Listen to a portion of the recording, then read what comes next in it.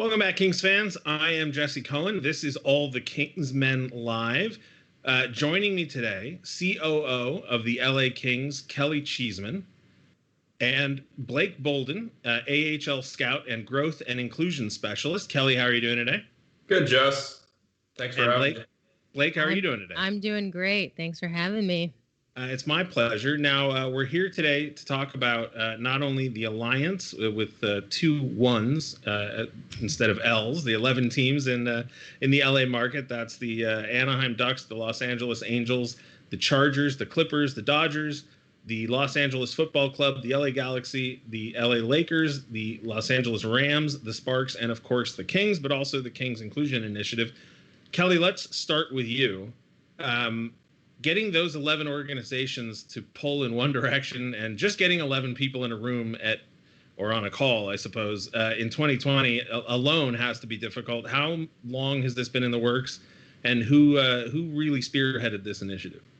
You know, you're right. It is challenging. I mean, it's almost exhausting to listen to you just try to list them all off in one sentence or one phrase there.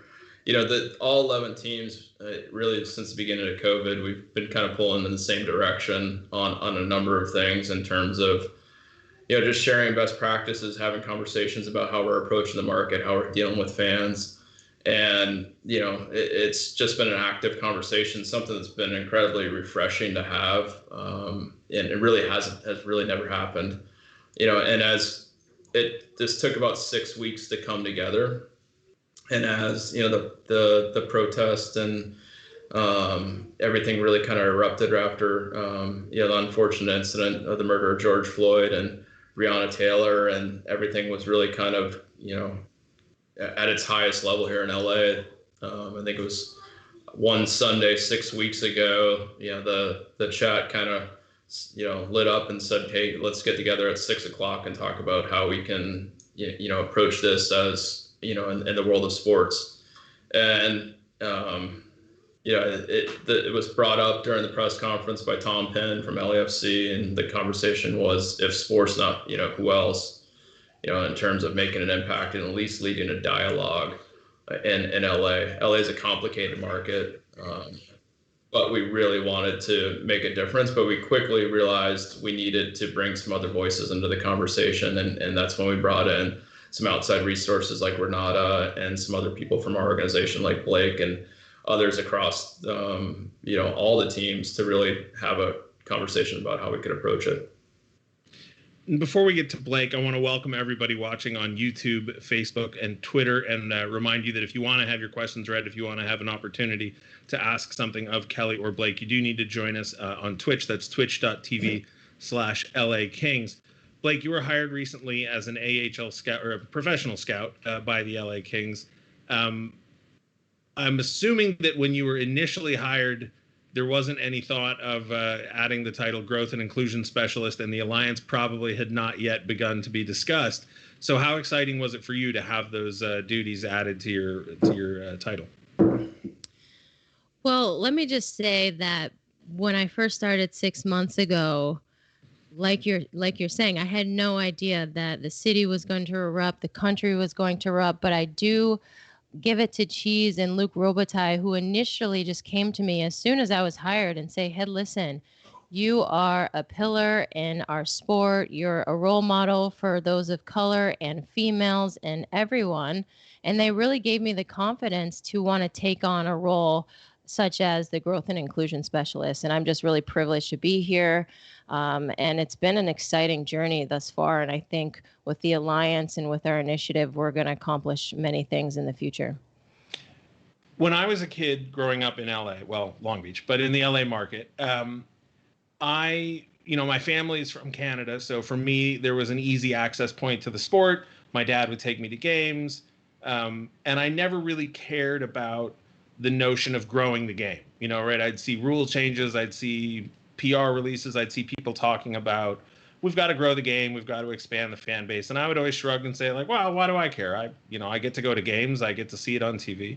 As I've gotten older and I've realized not only how physically removed from the sort of center of the hockey universe LA is, but as I've also gotten perspective on my own opportunities and my own place in the world, I realize how important it is that I had somebody to open the door to the game for me. So I'm curious from your personal perspective, Blake, how important it is to any individual or kid or somebody who wants to get into the sport, how important it is to have somebody open the door to them or to help them through the gate. Yeah, I mean, it's so important because that's just what's fair. A kid shouldn't be denied what they want to do if that's something that inspires them. And I think that's what we're trying to do. We're trying to close that gap. But from personal experience, I just stumbled into the game of ice hockey just by knowing a person that loved the sport and by going to the games. And from there, I said, oh my gosh, this is the coolest thing I've ever seen. I need to learn how to play this game. And I just discovered little breadcrumbs, people telling me, okay, well, now you have to sign up for this, and now you have to get this stick, and now you have to do that. So it's helpful to have an organization and someone who has the resources to give you that path and that blueprint to say, hey, okay, well, this is what we want. We want you to come and we want you to join our team, because the more the merrier. And LA is one of the most diverse places, I would say, in the world. And I think our fan base should depict that in the stands and the children that are playing. So, Kelly, we know we want to grow the sport. We know we want to work on inclusion, but we want to make sure if we grow the sport that we're growing something worthy, right? That you're growing something good. So as an organization, the Kings and the Alliance, how do you do that? How do you make sure that as you're growing with a mind towards growing well?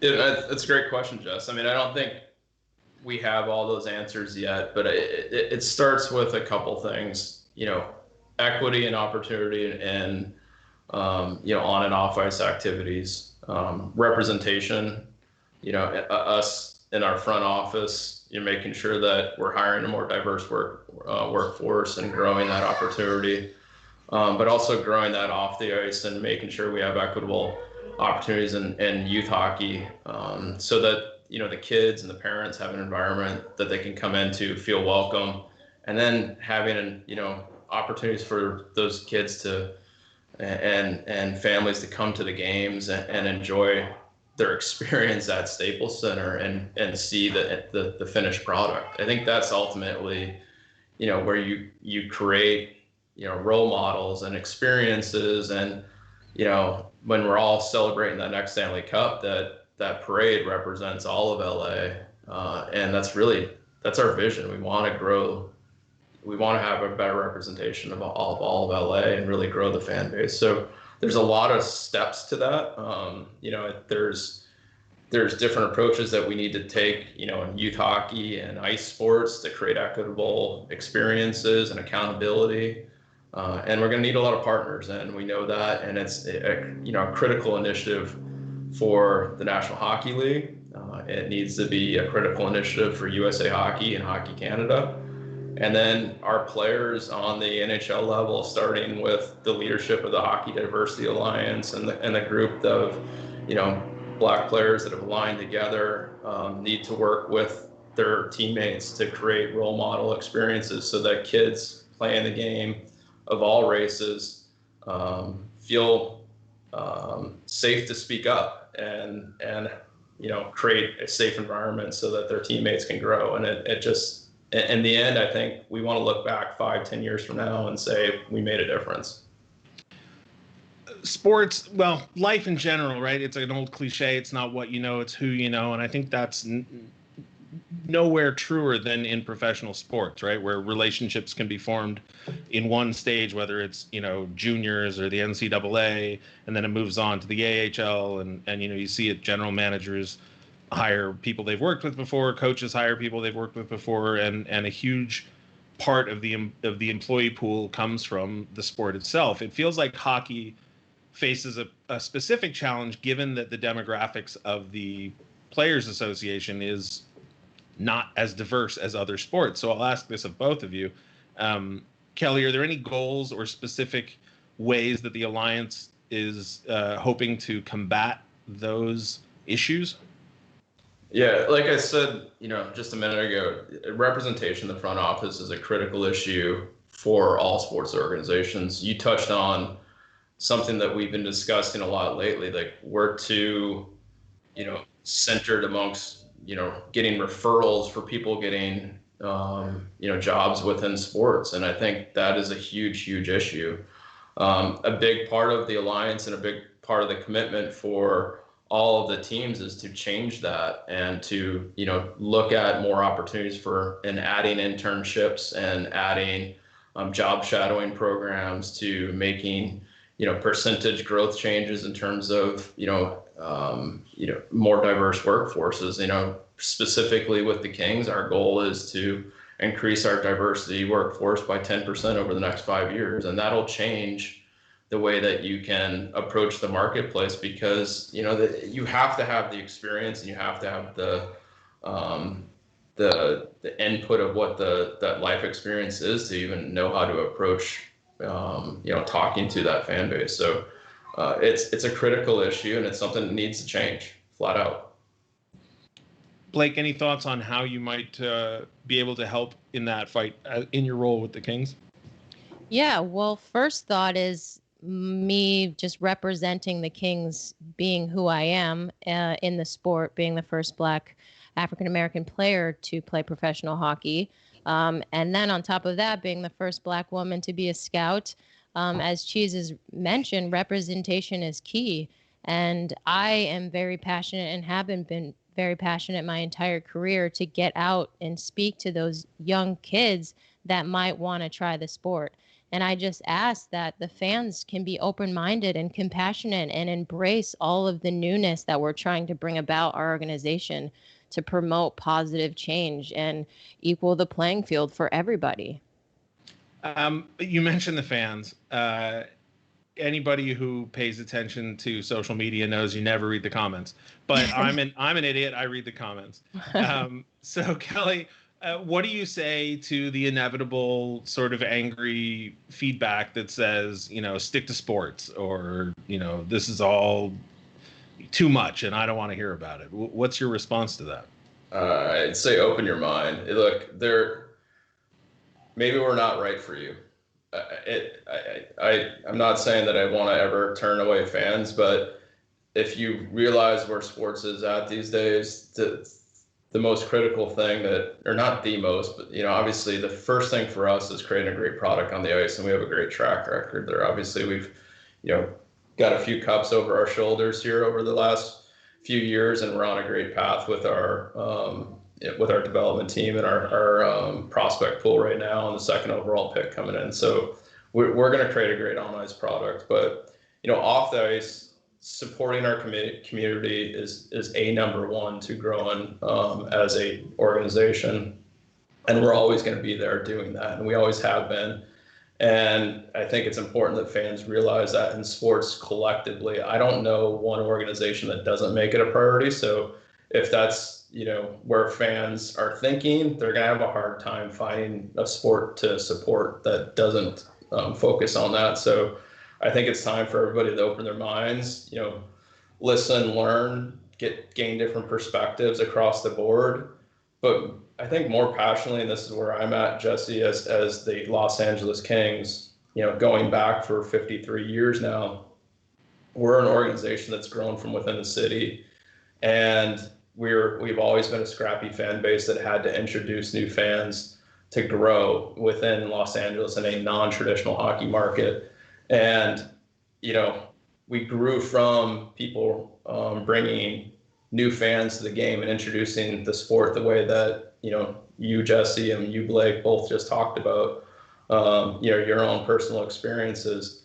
And I think too much, and we've heard too much of this feedback over the last 5 years, that as new fans came in and, created new experiences, and they may have been new to the game because they got introduced by the championship moments, that too often they weren't welcomed by the old fan base. And that's wrong. And we need to change that, because the old fan base was built based off of, being welcomed and brought into a new experience. And, whatever issue we're tackling at this point, and I'm getting a little bit long-winded, but whatever issue we're tackling at this point, like we got to grow our fan base, and we need our fans to be a part of this and be a part of all aspects of who we are. And that's who we are going to be at the Kings. And if that's not who you are, then sorry. Like, I want to add a twist to the same question to you, as not only a member of a front office, but also as an athlete who's played in these leagues and who's played in these games. How infuriating is it to have people say, we're interested in what you can do physically on the ice, but we don't want to hear about what you feel about it or think about it or how it might affect you? It's ridiculous. I mean, ask LeBron James. It's ridiculous. As a player, I have flashbacks of just being on the ice and my parents having to deal with ignorant comments, or their children saying those ignorant comments to me on the ice. It starts, and then it spreads, and we want to stop that. We want to build inclusion, and it's hurtful, and evolution is key. We have to grow, and we have to grow together. And if that takes weeding out the people that aren't a good fit, then, as Cheese said, sorry. Every time the Super Bowl trophy is awarded, or the NBA championships are crowned, or the Major League or the World Series happens, they bring out the trophy, and and then there's a huge flood of tweets and posts on Facebook of people saying, well, the NHL, the Stanley Cup is handed directly to the players, and this is why hockey's great, whether it's the handshake lines or the way the trophy is awarded. And I would like for all fans to sort of think about that sentiment that we might have of loving our game and thinking our game is the best. We should back that up, right? With wanting the game to be the best for everybody. I mean, that feels maybe a little oversimplistic, but am I sort of coming close to what we're getting towards, Kelly? Gave me chills. Oh, wow. Okay. Thanks. I think you're right, Jess. Like, I think we've got a lot of pride in our sport. Luke and I have talked about it a lot. Like, we both, I grew up on different sides of the game. I grew up as a kid in Minnesota that started playing hockey, from almost the time I could walk. And, we all know Luke's story, and they aren't the same. But, we've got a lot of pride in the experiences that we've had. But, I think if our eyes were really opened up to, the ability to grow the game and think about what hockey culture is, and it's got to change, and so that there is a bridge to that experience, and we can really represent the cities in which we play. We're playing very diverse cities, but I mean, how many times do you watch, like, us as hockey fans, and you watch the Stanley Cup finals, and we're very much into it, and we're hearing about the ratings on NBC and all that, and you're like, oh man, it's growing, but it's not even a blip on the radar, to where it should be. And that's because we need to grow. We need to grow, and become more diverse and become more welcoming.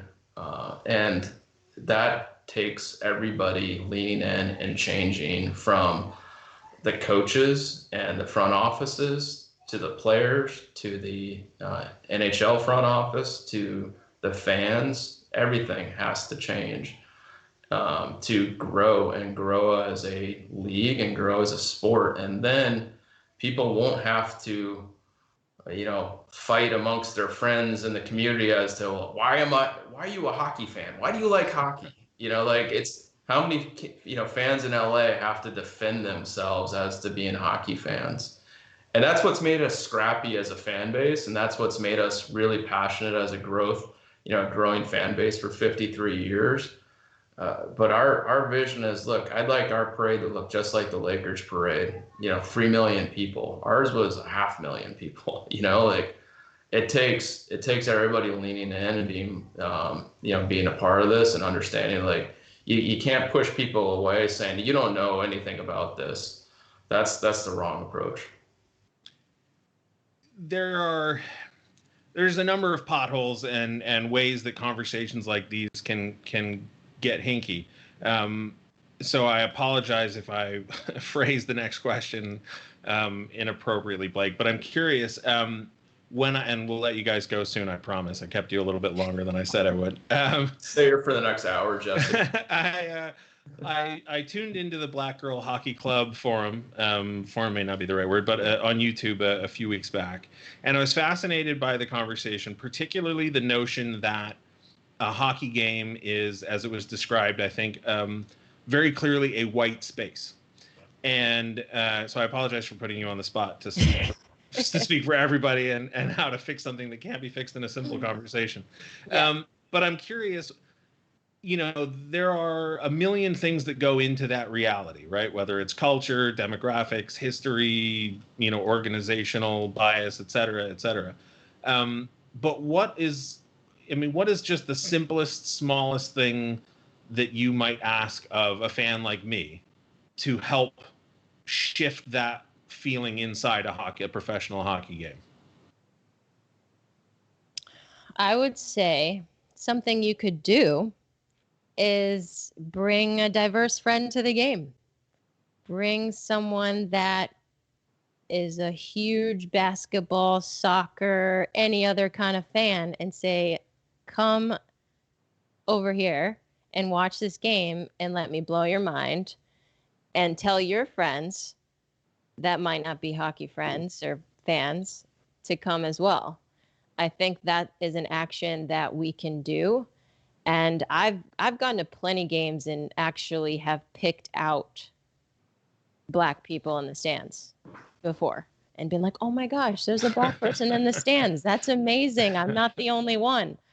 So imagine if that weren't a thing and it was just a normal scenery to have a couple Black people, a few Black people in this section and up there and around. And, I think that's going to change. I think that's what we want and that's what we need. So bring your friends, tell them to pull up. Well, Austin, I want to thank both of you for joining me. As I said, when I was a younger guy, I didn't care about growing the game. But now, Kelly, hearing you talk about wanting to see a Kings Stanley Cup parade that rivals the Lakers or the Dodgers or any other, like Kansas City, where half the half the state turns out to celebrate a Chiefs Super Bowl. We're looking forward to that. Blake, thank you very much for joining us. It was nice to meet you. Nice to meet you too. Thanks for having me. Kelly, Thanks for joining us. We'll talk to you soon. Thanks, Jess. I promise we'll have that parade. Ooh, yeah, I'm ready. Let me talk to Rob and Luke about it first, though. Perfect. All right.